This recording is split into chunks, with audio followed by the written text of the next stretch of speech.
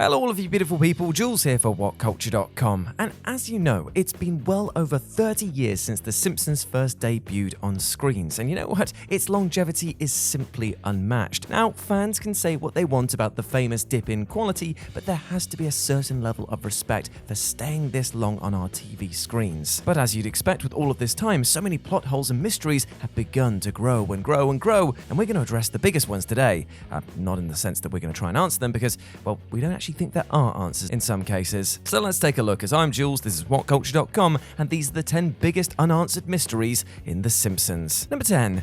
How did Moe save the Springfield Elementary kids? When Bart and Lisa joined the Model UN at school, they were taken on a trip to the organization's statewide coming together. However, thanks to Otto's view being obscured, they wound up on a desert island, having to fend for themselves in something of an homage to the Lord of the Flies. While Bart pictured a paradise with monkey butlers and a life free from their parents, the reality was that they were stranded. Their food had been eaten by an air quotes monster, and they had no way of either foraging for more or getting in touch with anyone. By the end of the episode, all seemed lost for the children of Springfield Elementary, but as the episode closed with no resolution for their fate, a voiceover confirmed that they were saved by Moe. Clearly the name was just picked out of a hat in order to have somebody get them back to Springfield for the next episode, but the question is, how could Moe have done it? This actually wasn't the first time that Moe Szyslak was a hero. After saving Homer from Dedrick Tatum's vicious haymaker thanks to the fan man's fan, he used his new mode of transport to help the less fortunate in developing countries. Could he have used this same method to save Bart and his schoolmates?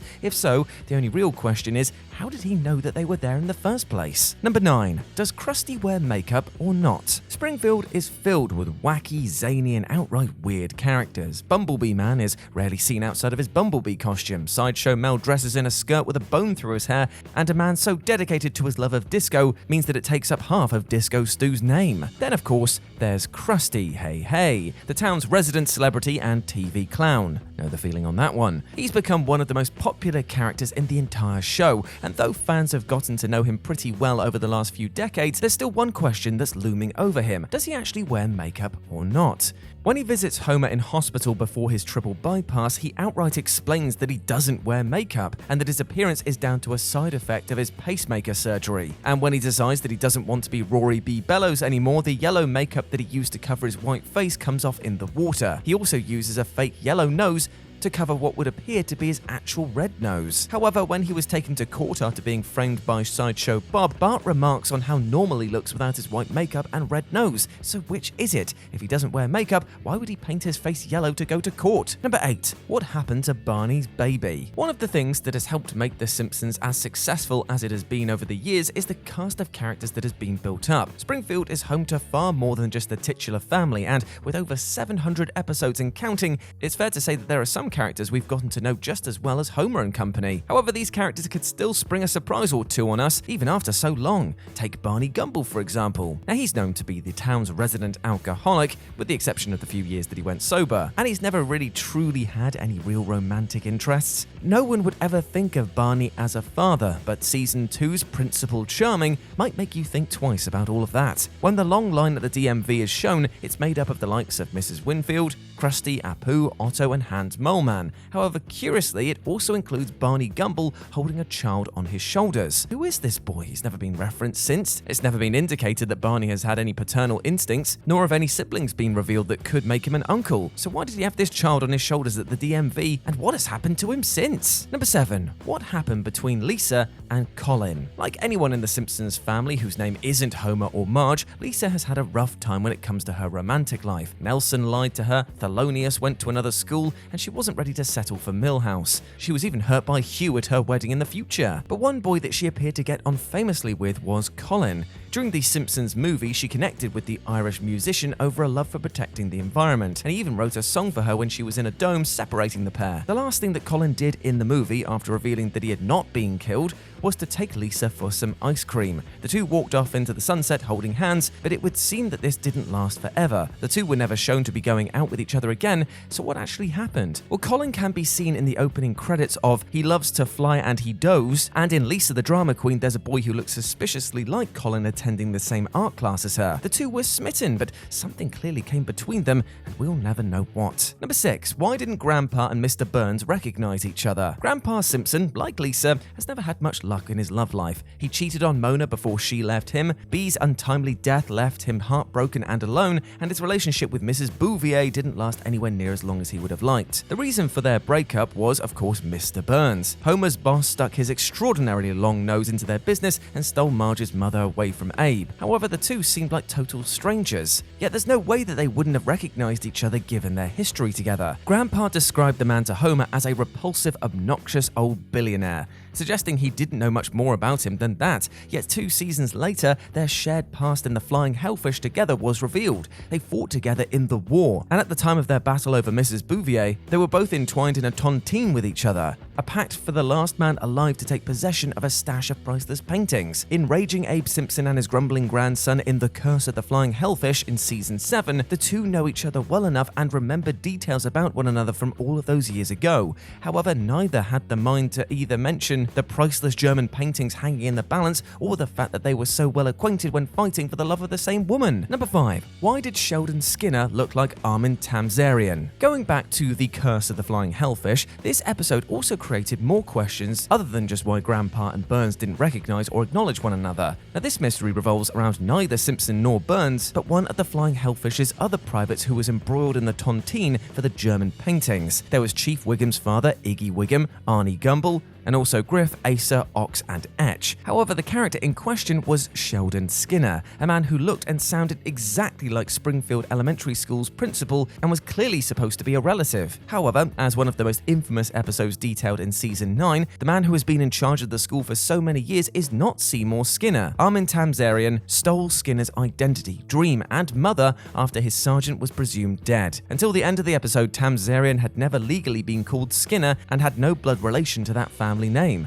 Why then did a man called Sheldon Skinner look and sound so exactly like him? A man who had no connection to him at all. He should have looked and sounded like the real Seymour Skinner, which is either a further retcon by the show's writers in Season 9, or that there are even more complications and deceptions in the already bizarre Skinner family tree than we were already aware of. Number 4. What happened to Herb's baby translator? When Homer discovered that he had a long-lost half-brother and was a stinking rich one at that, it didn't take long for him to invade and ruin his life. Things were going swimmingly for Herb Powell, but after finding out about Homer and letting him help develop a car, he lost everything. A year later, at the end of Season 3, Herb came back to the Simpsons' lives and used Maggie to create the baby translator, a device that could take any babbling from a baby and tell the parents in plain English exactly what they were saying. Marge said that every mother in the country would want one of those, but it didn't seem so in the years that followed because it was never seen again in 742 Evergreen Terrace, nor did Selma think to buy one when she adopted Ling. Even when Apu and Manjula were blessed with octuplets, they didn't think to buy the one thing that would make their lives so much easier. Marge offered them banana bread to help, but didn't think to give them Herb's number or just go to the Precious Baby discount store, the outlet that he was selling them through. It just seems like both Herb and his world-changing invention vanished off the face of the earth. Number 3. In fact, why didn't Homer call Herb? When Lisa found that she was the only one who couldn't solve a simple riddle on the back of her lunch, she began to panic. Even when Ralph Wiggum can outsmart you, you begin to worry. And when Grandpa Simpson explained the Simpson gene, Lisa spiraled into fear and depression. The way Abe told it, by the time that she was Bart's age, she would have lost all of her intelligence and become as dumb as both her brother and her dad. He also warned of boldness too, but that was the last thing that little Lisa was worried about. Homer rounded up as many family members as he could to try and disprove the Simpson gene theory, but thanks to her second cousin Stanley, who liked to shoot birds at the airport, a man who steps out in front of cars and sues the drivers, and a prison snitch, he failed miserably. He was ultimately saved by the female side of the family, but you know what, why didn't he simply call his own brother Herb? Not only had Abe's other son built a huge automotive empire, he had to start from the ground up again with the baby translator when Homer ruined him. Why didn't Homer Homer simply get Lisa's uncle on the phone to remind her that it is absolutely possible to be a Simpson and a success? Did something happen between the two brothers that was never shown? Number 2. Where does The Simpsons' money come from? Throughout the many seasons of The Simpsons, Homer has had many different jobs, yet he always comes back to being a safety inspector at the nuclear power plant. Marge has also flirted with a career several times, but generally stays back at home to look after Maggie.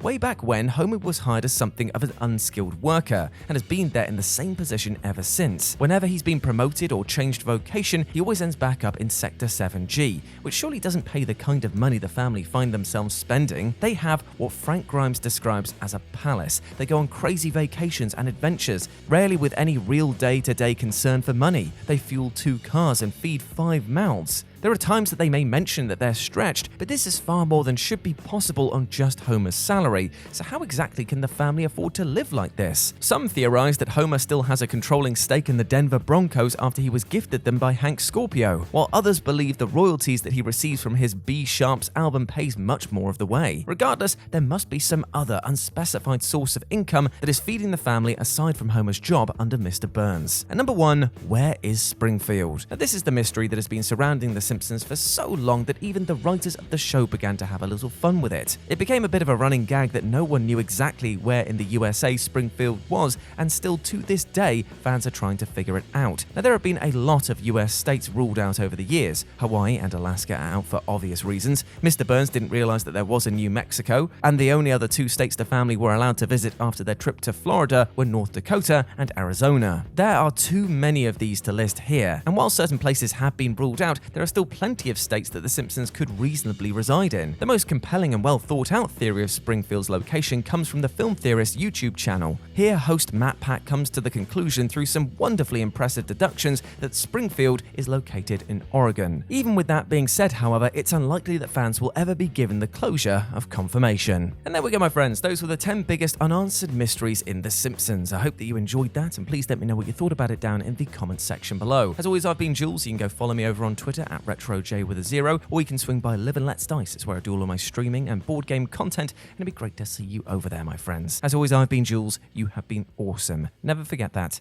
and I'll speak to you soon. Bye.